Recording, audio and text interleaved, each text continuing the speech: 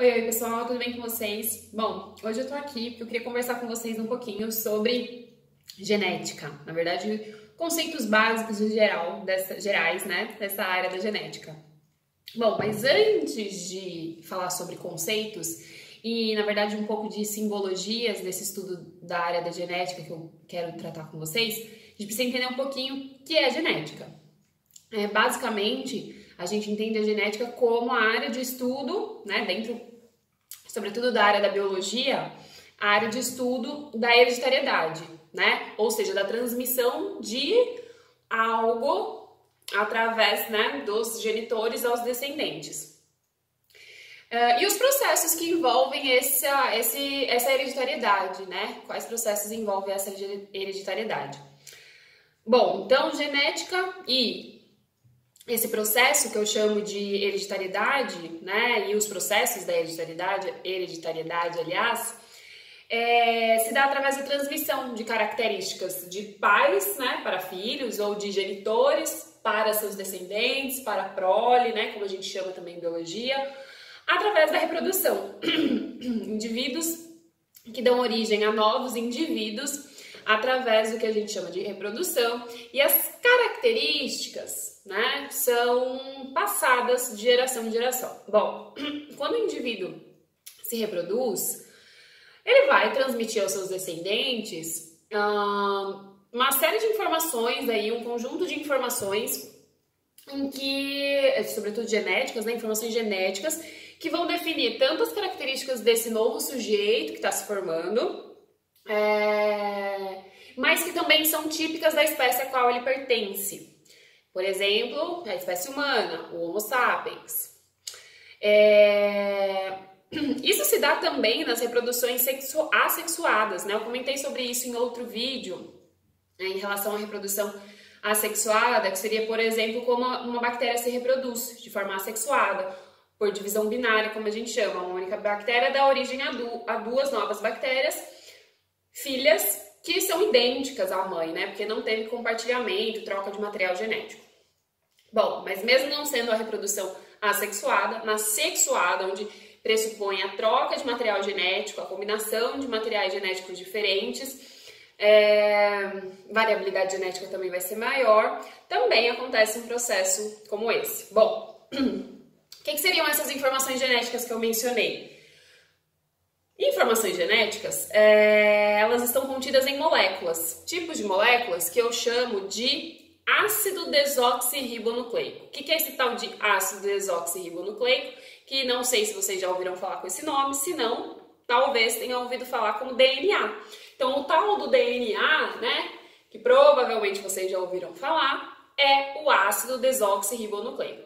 DNA é a sigla, que está no inglês, né? Então, na verdade, a sigla em português de ácido desoxirribonucleico é ADN. E não é incomum alguns livros trazerem essa sigla para o português. Aliás, não é tão comum assim, mas pode acontecer. Bom, onde estão essas moléculas de DNA, de ácido desoxirribonucleico? Na célula, né? No interior da célula, sobretudo enquanto nós, né? Vou focar um pouquinho em nós aqui, seres humanos. Como nós somos seres eucarióticos, que possuímos células eucarióticas, e espero que vocês lembrem, células eucarióticas são aquelas que possuem núcleo. Tem a carioteca, então, que é a membrana que envolve o núcleo. Essa célula, no seu interior, ela tem uma estrutura que eu chamo de núcleo, né? A procariótica não tem, e o material genético ele está restrito àquele espaço do núcleo. Então, ele é envolvido, o material genético, na verdade, ele é envolvido por um envoltório nuclear, envolve o núcleo. Também recebe o nome de carioteca. Então, ele está lá, restrito a esse espaço. Nas células procarióticas, né, só para diferenciar, não tem o núcleo. O material genético está disperso no citoplasma, né, no interior da célula ali. Não que ele esteja completamente espalhado, mas ele está em uma região ali que a gente chama de nucleolo. Bom, mas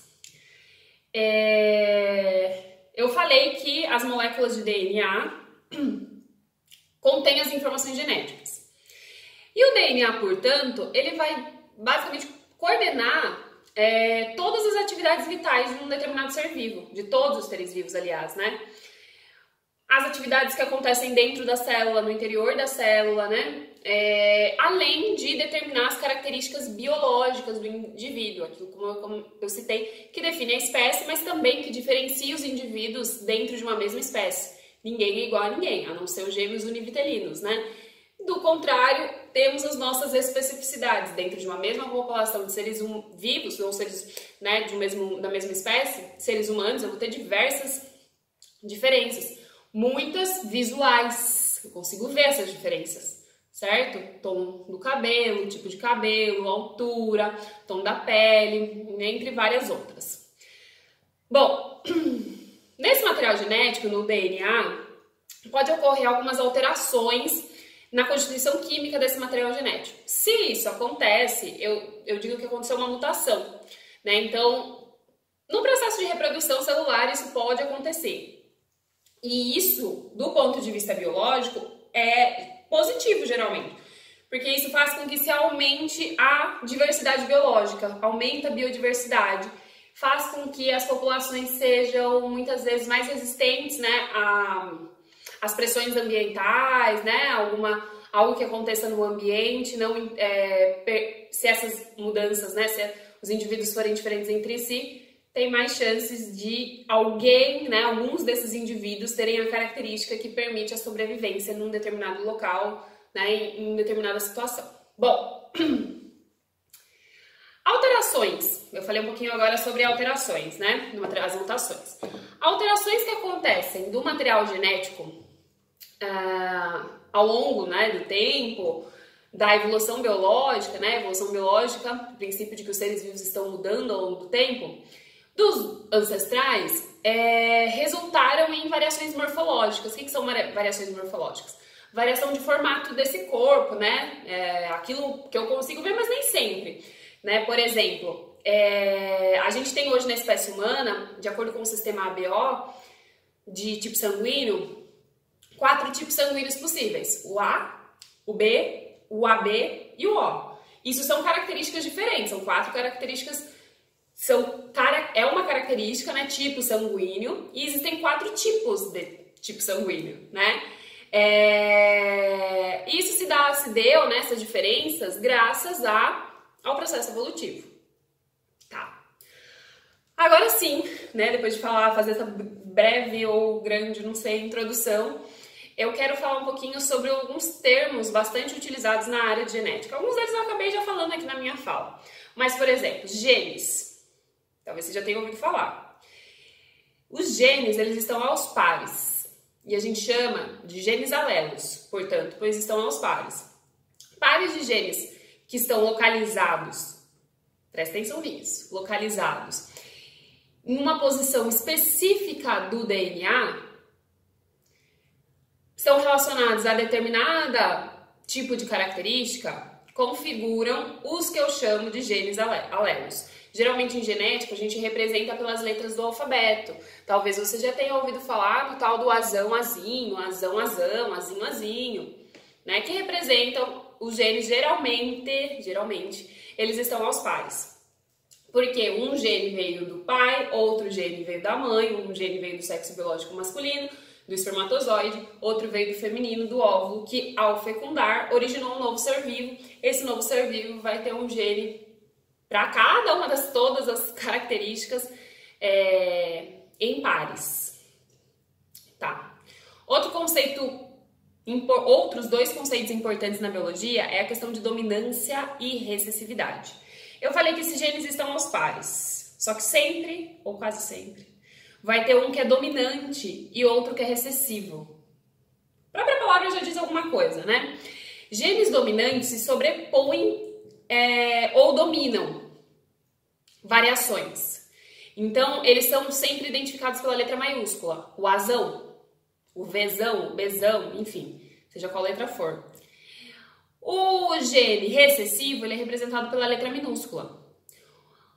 Genes recessivos, eles só vão... Esqueci agora a palavra. Mas se manifestar, eles só irão se manifestar se eles estiverem duplicados. Ou seja, o azinho, se ele tiver como um azão, ele não vai se manifestar. Ou quem não vai se manifestar? A característica responsável por esse tal de Azinho. Porque o Azão é dominante. Então, quando tem genes diferentes para a mesma característica, por exemplo, cor da semente de ervilha. Essa ervilha, ela é amarela e ela pode ser amarela ou ela pode ser verde. Bom, para cores diferentes de ervilha, por exemplo, né, cor amarela, cor verde, tem essa relação de dominância e recessividade. Então, sementes amarelas são ou Vzão, Vzinho ou Vzão, Vzão. Porque o gene responsável pela cor amarela, que é o Vzão, é dominante. Para essa ervilha ser verde, na verdade, ela precisa ter os dois genes recessivos, Vzinho, Vzinho. Tá, então o gene recessivo, ele só vai se manifestar se não tiver nenhum outro gene dominante associado a ele. São identificados pelas letras minúsculas, como eu já falei. E aí, nisso que eu já comentei com vocês, também tem uma relação de homozigoto e heterozigoto. O que é isso? Para determinada característica, então vou usar o mesmo exemplo que eu falei aqui, Vzão, Vzão, Vzinho, Vzinho, Vzão, Vzinho, são essas três possibilidades que eu tenho. Eu tenho indivíduos que são homozigotos dominante. Quem é o homozigoto dominante? O Azão, Azão. Essa palavrinha, esse prefixo homo significa igual. O hétero, o prefixo hétero significa diferente. Então, homozigoto, eu tô dizendo que tem genes iguais, alelos iguais do mesmo gene, né? Alelos iguais do mesmo tipo de gene, para uma determinada característica. Ou vai ser Azão, Azão, ou Azinho, Azinho. Só que se eu tô falando que é o homozigoto dominante, vai ser o Azão, Azão, porque é o dominante. Mas ele pode ser o homozigoto recessivo, Azinho, Azinho. O heterozigoto, como eu falei, são diferentes, então vai ser o Azão, Azinho. Quem tem os dois tipos de alelos para a mesma característica. De qualquer forma, no heterozigoto vai se manifestar a característica Azão, né, que carrega o Azão. Mas ele vai carregar, o indivíduo vai carregar o gene recessivo e que por mais que não tenha se manifestado nele, ele pode transmitir aos seus descendentes. E aí, para finalizar, quero falar de dois conceitos, que é o fenótipo e o genótipo. Bom, genótipo vai ser o conjunto de genes, a própria palavra já está contando um pouquinho. É o conjunto de genes e alelos aí que determina a constituição genética do indivíduo, qualquer. Então, por exemplo, eu estava falando da cor de semente, né? Genótipos possíveis para cor de semente. Sementes amarelas, Vzão, Vzão, Vzão, Vzinho. Por quê? Porque o Vzão é dominante e configura que a semente ser amarela. O Vzinho é que é para cor verde. Então, Vzão, Vzão é o genótipo. Eu sei quais são os genes envolvidos ali para aquela cor de semente. Vzão, Vzinho também. Vzinho, Vzinho, mesma coisa. Fenótipo é a característica que eu observo. Então, fenótipo vai ser a característica verde, amarela.